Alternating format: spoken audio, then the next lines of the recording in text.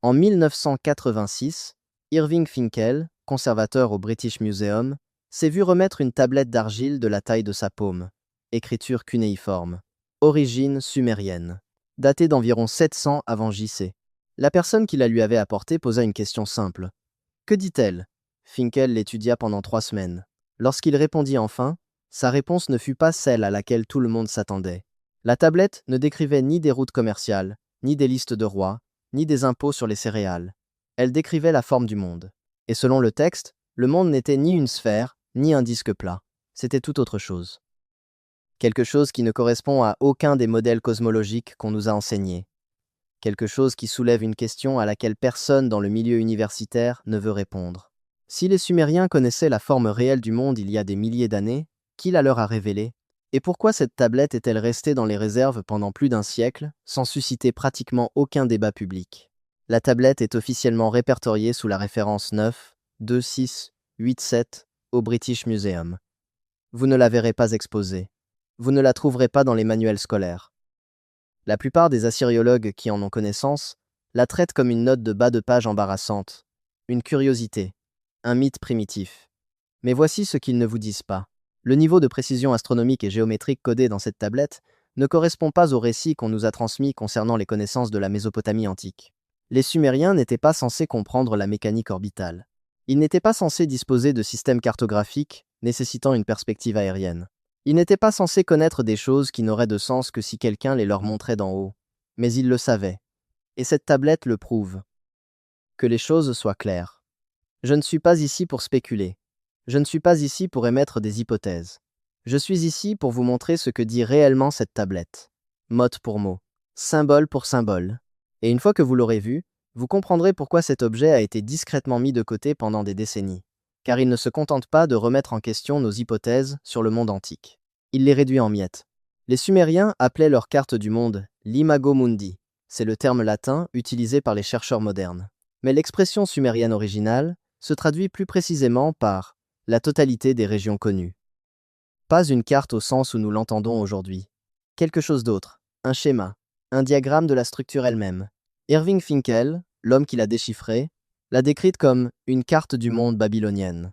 Mais cette étiquette est volontairement réductrice, car ce n'est pas seulement une carte, c'est un plan cosmologique. Et ce qu'elle décrit, ce n'est pas une terre ronde, ce n'est pas une terre plate, c'est une construction.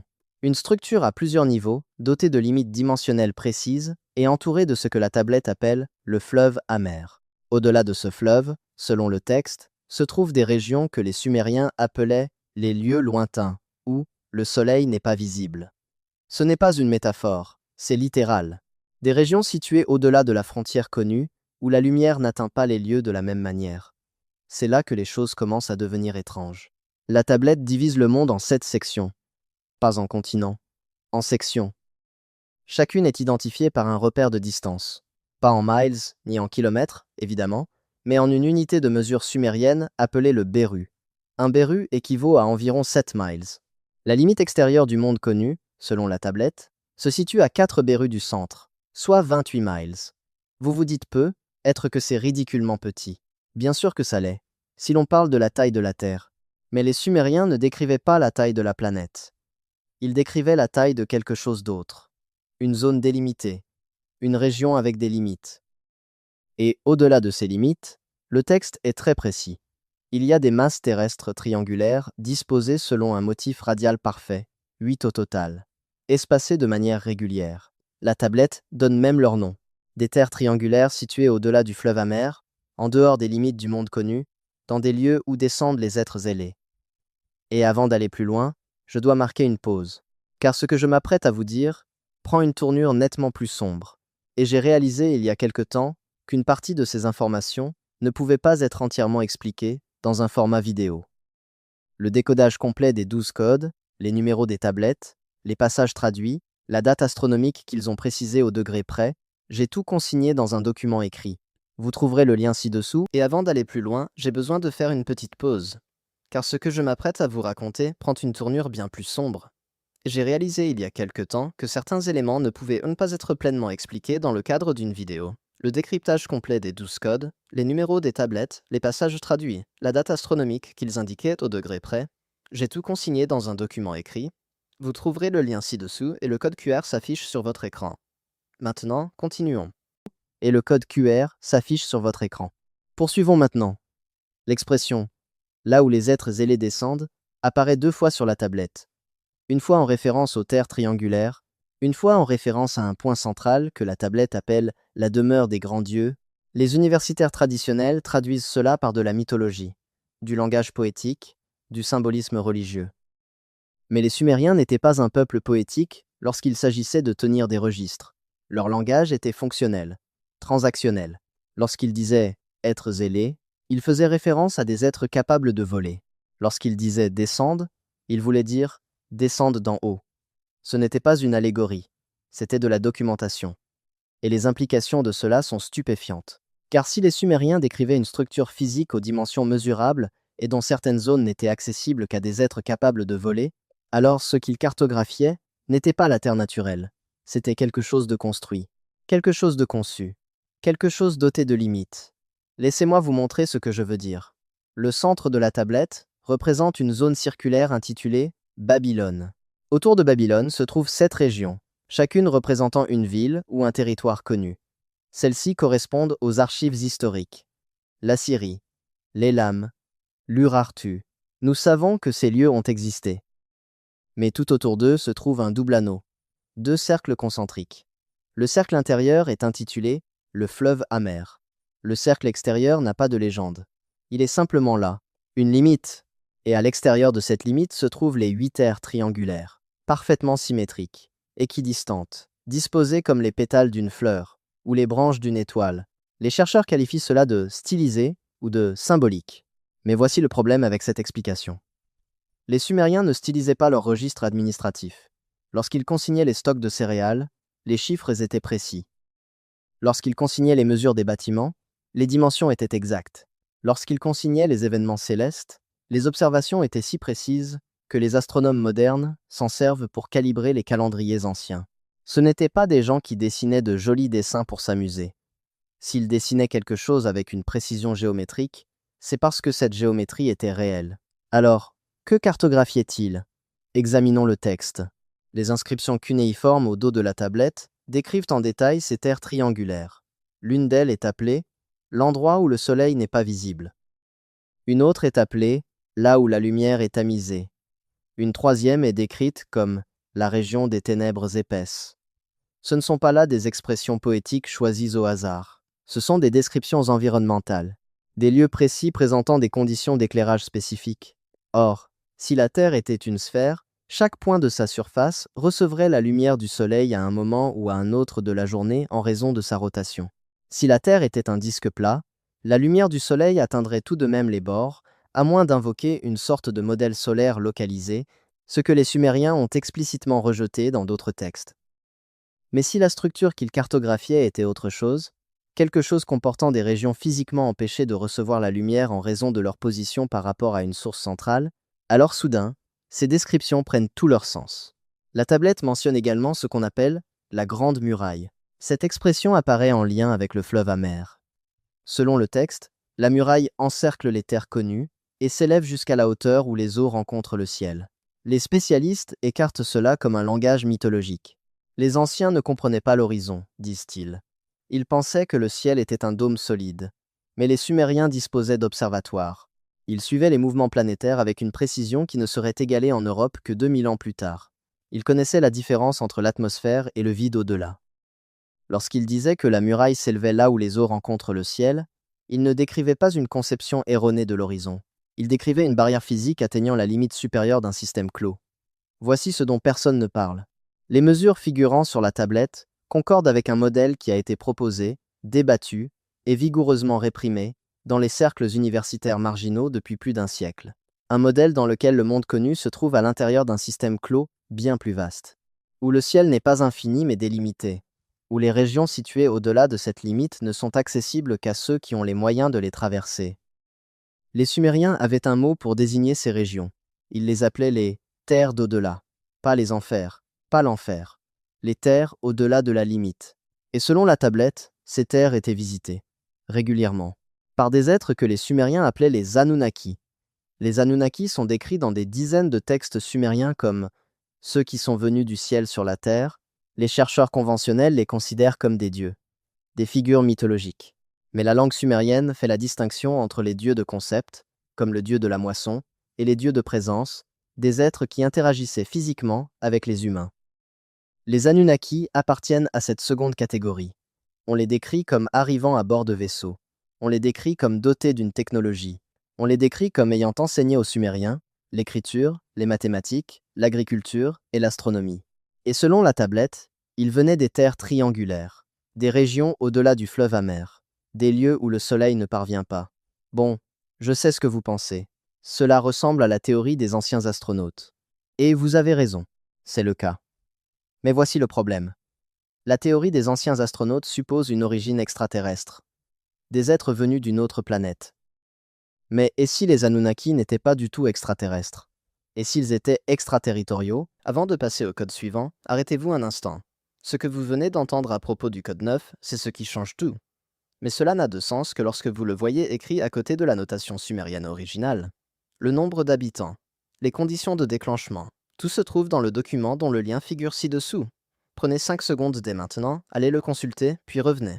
Car ce qui suit s'appuie directement là-dessus. Le lien se trouve dans la description, le code QR est sur votre écran. Des êtres issus d'une autre région de la même structure. Une partie du monde qui a été délibérément dissimulée. Interdite d'accès. Inaccessible, sauf à ceux qui ont les moyens de franchir la frontière. Cela change tout, car cela signifie que la vérité sur la forme du monde n'est pas seulement cachée dans les textes anciens. Elle est dissimulée derrière une barrière physique, une barrière qui existe encore aujourd'hui. Avant de passer à la couche suivante de cette réflexion, arrêtez-vous un instant. Ce que vous venez d'entendre au sujet des Anunnaki et des terres triangulaires est précisément ce qui change tout. Mais cela n'a de sens que lorsque vous le voyez écrit à côté de la notation sumérienne originale, le nombre d'habitants, les conditions de déclenchement. Tout se trouve dans le document dont le lien figure ci-dessous. Prenez 5 secondes dès maintenant, consultez-le, puis revenez ici. Car ce qui suit s'appuie directement sur ces informations. Le lien se trouve dans la description. Le code QR est affiché sur votre écran. La question que tout le monde évite est la suivante. Si les Sumériens cartographiaient une structure aux limites géométriques précises, comment savaient-ils à quoi ressemblaient ces limites? On ne peut pas dessiner une carte aérienne précise d'un lieu sans pouvoir le voir d'en haut. Le niveau de perspective requis pour créer la tablette Imago Mundi nécessiterait une vue aérienne. Soit les Sumériens avaient accès au vol, ce pourquoi il n'existe aucune preuve dans les archives archéologiques, soit quelqu'un capable de voler leur a montré comment faire. Et la tablette nous dit explicitement de qui il s'agissait. Les Anunnaki, les êtres qui descendent des terres triangulaires. Approfondissons le texte. Au verso de la tablette, une section décrit les 7 cieux. Ce n'est ni métaphorique, ni spirituel.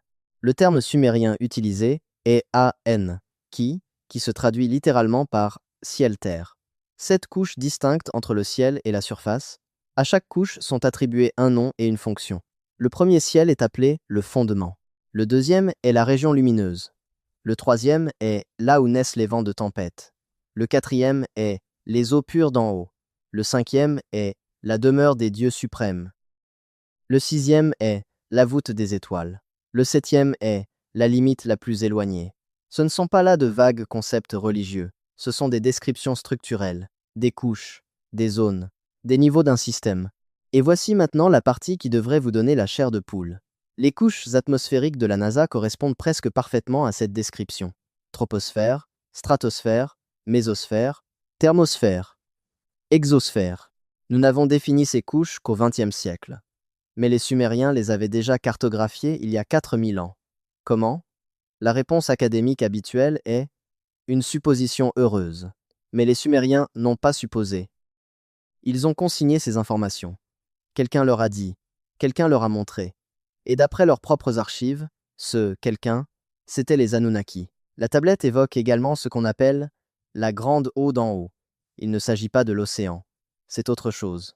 Une couche d'eau qui existe au-dessus de l'air respirable, au-dessus des nuages, au-dessus des vents. Le texte indique que cette eau entoure les cieux et reflète la lumière du soleil pour créer la limite du ciel connu. Là encore, les universitaires qualifient cela de mythe. Mais voici le problème. En 1962, La NASA a découvert une ceinture de rayonnement entourant la Terre à des altitudes comprises entre 10 000 et 60 000 km. À l'intérieur de cette ceinture, elle a trouvé quelque chose d'inattendu, des traces d'hydrogène et d'oxygène en concentration suffisamment élevée pour suggérer la présence d'une couche d'eau. Pas d'eau liquide, mais de la vapeur d'eau ionisée, en suspension dans la magnétosphère. Exactement là où les Sumériens avaient prédit qu'elle se trouverait. Ce n'est pas de notoriété publique. Vous ne le trouverez pas dans les manuels scolaires. Cette découverte a été publiée dans une poignée de revues scientifiques, puis discrètement enterrée. Pourquoi ? Parce qu'elle valide un modèle cosmologique qui contredit le récit officiel. Un modèle dans lequel la Terre est entourée de couches d'eau, où le ciel n'est pas infini, mais délimité, où la structure du monde correspond exactement à ce que les civilisations anciennes décrivaient. Et les Sumériens n'étaient pas les seuls à l'affirmer. Les Hébreux décrivaient les eaux au-dessus du firmament.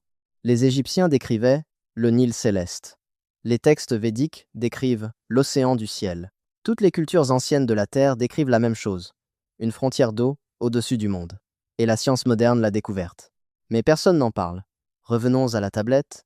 Les 8 terres triangulaires situées au-delà du fleuve amer sont décrites en termes astronomiques. Chaque terre correspond à une constellation spécifique. Le Taureau, Orion, les Gémeaux, le Cancer, le Lion, la Vierge, le Scorpion, le Capricorne. Ce n'est pas le fruit du hasard. Il s'agit du zodiaque. Mais les Sumériens les ont représentées d'une manière qui suggère que ces constellations n'étaient pas simplement des motifs dans le ciel. C'étaient des repères, des indicateurs de direction. La tablette indique que chaque terre triangulaire se trouve sous son étoile. Pas à proximité, sous, comme si les étoiles étaient des points fixes au-dessus d'emplacements précis de la structure. Cela implique un modèle géocentrique, mais pas un modèle héliocentrique. Quelque chose d'autre. Un modèle où les étoiles ne sont pas des soleils lointains situés à des trillions de miles, mais des lumières locales positionnées au sein d'un système clos. Maintenant, avant que vous ne rejetiez cela comme une absurdité de la théorie de la Terre plate, laissez-moi être clair. Les Sumériens n'ont pas décrit une Terre plate. Ils ont décrit une structure circulaire, dotée de profondeur. La tablette montre des couches verticales. 7 cieux, une limite au-dessus, une fondation en dessous. Il ne s'agit pas d'un disque flottant dans l'espace. Il s'agit d'un système clos, doté d'une architecture précise. Et les Sumériens en connaissaient les dimensions. Ils en connaissaient la disposition. Ils le savaient parce qu'on le leur avait dit, par des êtres qui avaient accès à des régions situées au-delà de cette limite. Des êtres capables de voir la structure sous des angles inaccessibles aux humains. Voici la partie dont personne ne veut parler. Si cette tablette est exacte, si les Sumériens cartographiaient une structure réelle aux dimensions mesurables et comportant des régions spécifiques au-delà de la limite connue, alors tout ce qu'on nous a enseigné sur la forme du monde est faux. Pas légèrement faux, fondamentalement faux. Et les implications sont terrifiantes, car cela signifie que la vérité a été dissimulée. Pas par accident, pas par ignorance, par dessein. Quelqu'un, à un moment donné de l'histoire, a décidé que l'humanité ne devait pas connaître la véritable forme du monde, que nous ne devions pas connaître les régions situées au-delà des frontières, que nous ne devions pas connaître les êtres qui les traversent. Et cette décision a été imposée par l'éducation, par la science, par la religion, par toutes les institutions qui contrôlent le flux d'informations. La tablette Imago Mundi n'est pas la seule preuve. Il y en a d'autres. L'Enuma Elish babylonien décrit la création du monde comme un projet de construction. Pas un accident cosmique, un acte délibéré d'ingénierie. Le texte dit que les dieux ont étendu les cieux comme une tente et ont fixé les fondations de la terre sur les eaux profondes. Ce n'est pas de la poésie. C'est un manuel de construction. Le livre d'Enoch, retiré de la plupart des versions de la Bible, décrit comment Enoch fut emmené aux confins de la terre, où il vit les portes du ciel et les piliers qui soutiennent le ciel. Il décrit des murs, des barrières, des limites. Il décrit une structure. Les Puranas védiques décrivent le mont Meru, un immense sommet central entouré d'anneaux concentriques de terre et d'eau, avec des régions situées au-delà de l'anneau extérieur qui sont inaccessibles aux mortels. Les Aztèques décrivaient un monde de 5 soleils, chacun représentant un âge différent, le monde actuel étant entouré d'une frontière formée par un serpent. Les Inuits décrivent un monde entouré de murs de glace qui s'étendent à l'infini dans toutes les directions, toutes les cultures anciennes. La même histoire, des mots différents. Mais la tablette sumérienne est unique car elle fournit des mesures, des dimensions, de la géométrie. Ce n'est pas de la mythologie, c'est de la documentation.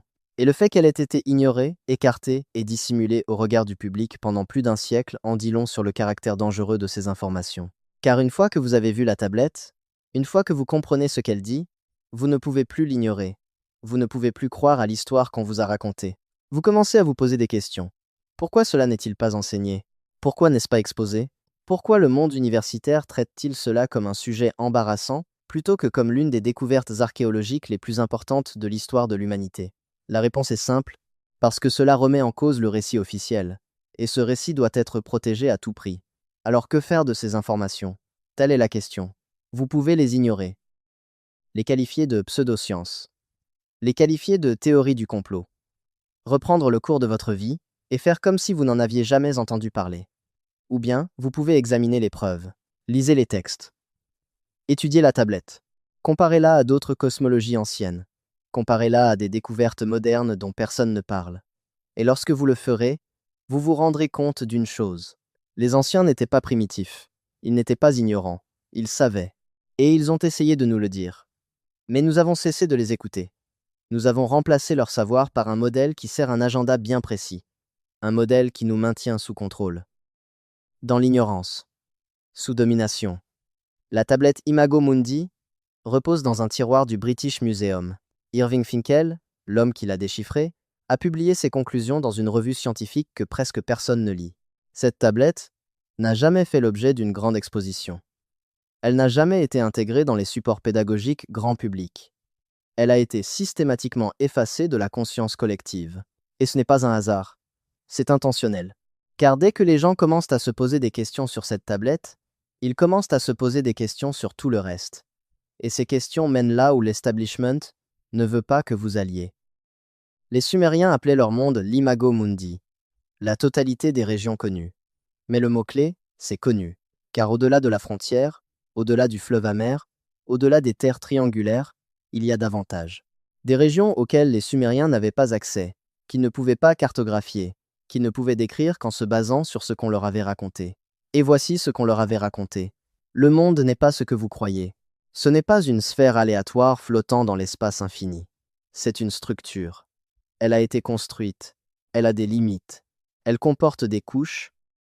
Elle recèle, au-delà de la frontière, des régions interdites d'accès. Et les êtres qui traversent ces régions, ceux que les Sumériens appelaient les Anunnaki, ne sont jamais repartis. Ils sont toujours là. Ils veillent toujours. Et ils veillent toujours à ce que l'humanité n'apprenne jamais la vérité. Alors la prochaine fois que quelqu'un vous dira que les anciens étaient primitifs, qu'ils croyaient aux mythes et aux superstitions, souvenez-vous de la tablette Imago Mundi. Souvenez-vous que les Sumériens ont cartographié les couches de l'atmosphère 4000 ans avant nous. Souvenez-vous qu'ils ont décrit une limite d'eau au-dessus du ciel que la science moderne a confirmée.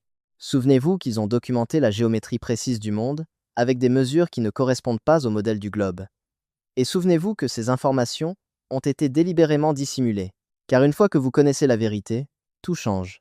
Et ils ne veulent pas que vous changiez. Ils veulent vous maintenir sous contrôle. Tout comme le monde auquel ils vous ont convaincu de croire.